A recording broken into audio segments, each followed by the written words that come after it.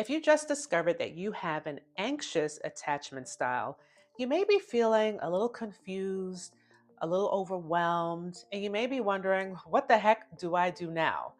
Let me tell you, you are not alone.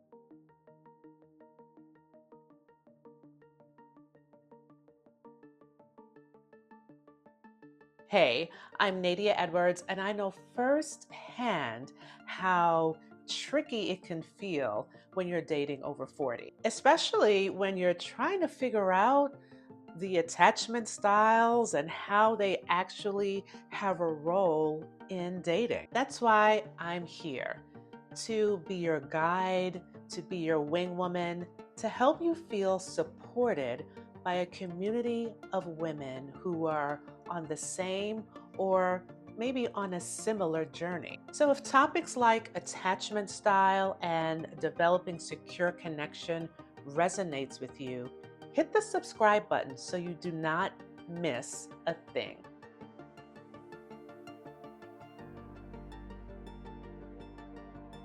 Today, we're diving into what anxious attachment style really means, why it may have developed, and a few steps that you can take to start shifting toward a secure attachment style. Ready?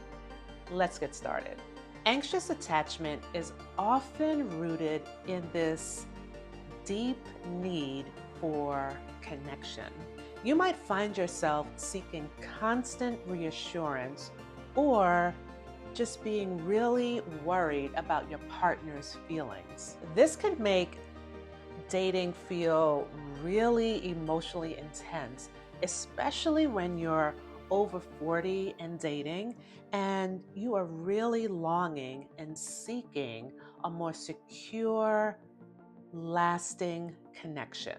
Think about what could be triggering these type of feeling. Is it connected to the last two relationships that you had, or is it connected to a relationship or an experience with your parent? Anxious attachment often develops from early experiences where emotional needs were met inconsistently. So maybe a caregiver was loving and attentive sometimes, but distant and unavailable other times. This unpredictability can create a deep need for reassurance and create a fear of abandonment.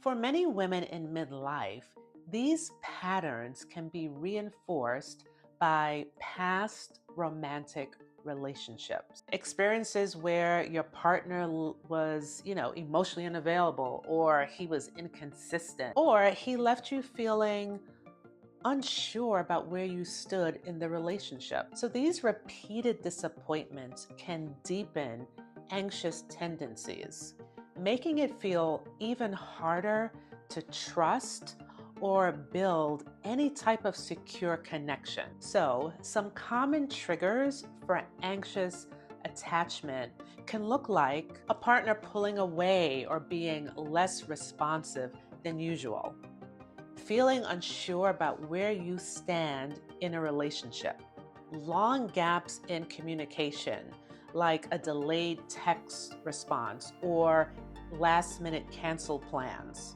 a partner not reciprocating affection or emotional closeness. So these triggers can leave you feeling uncertain because they echo those past feelings of uncertainty. But here's the good news. Understanding these triggers is the first step towards breaking free from those patterns and moving to a secure attachment. So, to shift to a secure attachment, first, you really have to understand what your triggers are. So, when you feel that familiar need for reassurance, you're going to pause and break that pattern to react automatically. Breaking that automatic reaction is the first step. You see, it creates the space for you to choose a new response. Remind yourself that your feelings are valid, but they don't define the reality of the relationship. Take a deep breath and say, I am worthy of love and connection, even if I feel uncertain. Sis, each time you pause and you respond this way, you are rewiring your brain to associate those triggers with calm and clarity instead of anxiety. It's a practice, so be patient with yourself. These small steps create powerful shifts to a secure attachment and away from your anxious attachment style. If this resonates with you, type secure journey in the comments. I love to see your comments and to make sure that we're all on this journey together. And subscribe to follow along with the rest of the attachment series. Talk to you soon.